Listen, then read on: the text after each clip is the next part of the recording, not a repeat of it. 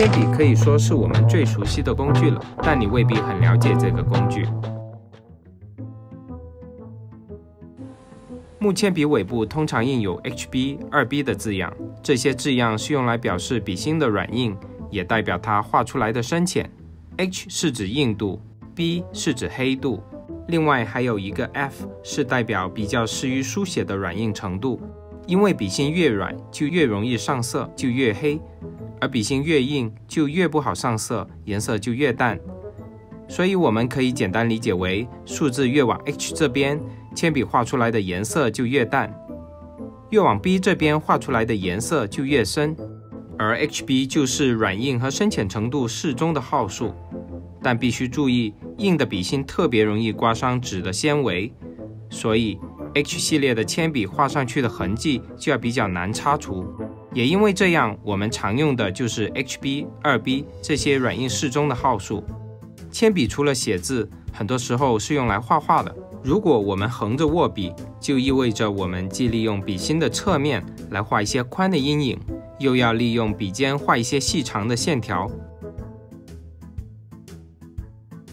这样就要露出比较长的笔芯，而且头尖后面圆。但是当我们竖着握笔，排布细线时，为了不需要频繁削笔，我们就会让铅笔露出细长的笔芯。所以我们更多时候是用削笔刀而不是卷笔刀来削笔。削的时候，握刀的手只负责握稳小刀，真正用力的是握笔的手的大拇指。大拇指控制用力的方向和大小，确保用力得当。而且在削的时候要仔细观察每一下削出的样子，边削边旋转铅笔，确保铅笔削出的形状是360度对称的。这样的削笔方法不但有利于削画画用的铅笔，还有利于训练我们的脑、眼、手的协调，令我们画得更好。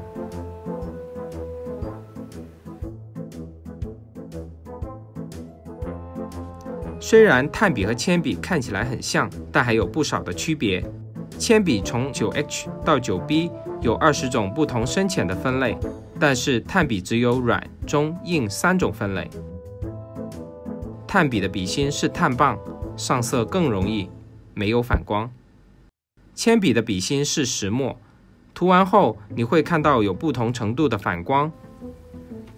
铅笔比炭笔更容易擦干净。另外，炭笔相对于铅笔容易掉黑色粉末，所以画的时候要小心手不要磨到画面，小心处理散落在画面的粉末，而且完成后最好都喷上定画液。还有个需要提醒一下，一般我们不建议初学者把炭笔和铅笔在同一张画里混合使用，因为它们很难柔合，所呈现出的反光和黑重程度也不一样，不好控制整体的效果。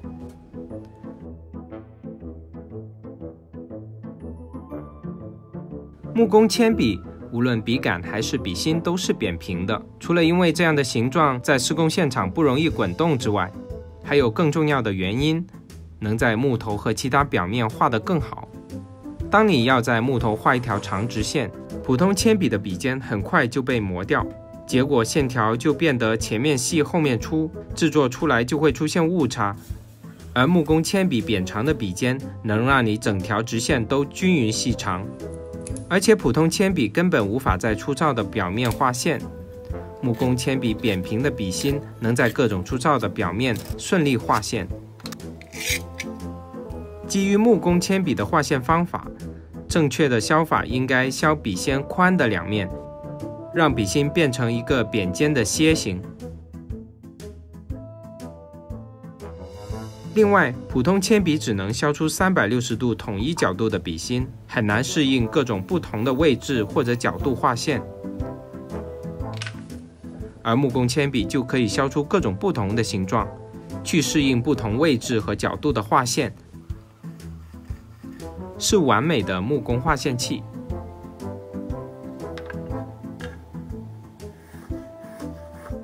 同时值得一提的是，木工铅笔的宽度和厚度刚好是1/2寸和1/4寸，这个尺寸在英制国家比较常用，所以他们还会把木工铅笔当尺子来用。彩色铅笔不只有黑色，也有彩色。彩色铅笔有非水溶性和水溶性两种。非水溶性彩铅有油性、蜡性两种。非水溶性彩铅是一种很好入门的上色工具，但是我们也不能随意的涂画，必须按照一定方向一下一下的整齐均匀排线，有时还要按照图案特定的方向来涂画，否则涂出的颜色会深浅不一。如果遇上两种颜色的渐变，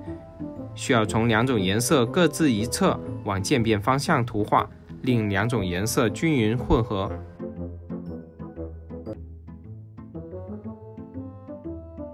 而水溶性彩铅就要知道更多的技巧，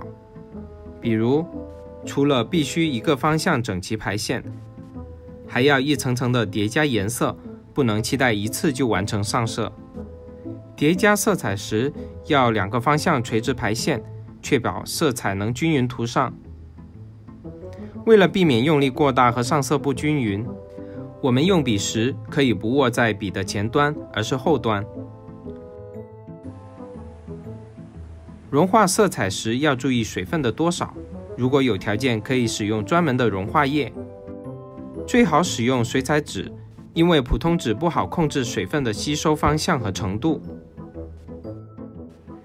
另外，由于彩色铅笔对卷笔刀的要求比较高，为了确保笔芯不容易断，我们可以用削笔刀。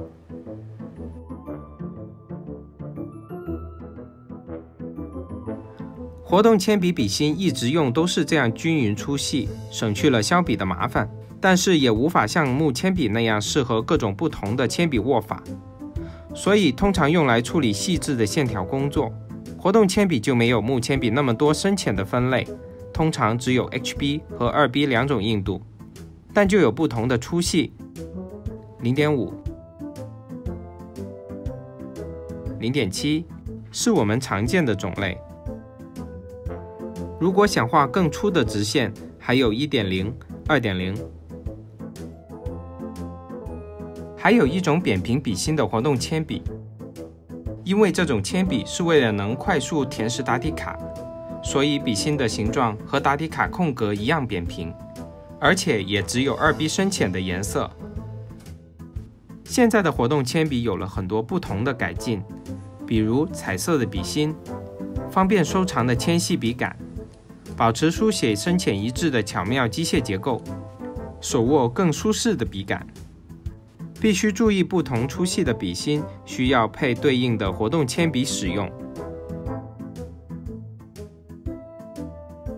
此外，还有一种常用的铅笔——子弹铅笔。顾名思义，就像子弹一样从尾部填装笔芯，方便快捷。一般只有 HB、2B 两种深浅。虽然不同的铅笔在发明和制造出来的时候都有其特定的用途，但只要我们灵活运用，铅笔也能成为不简单的工具。接下来我们就用铅笔画点东西。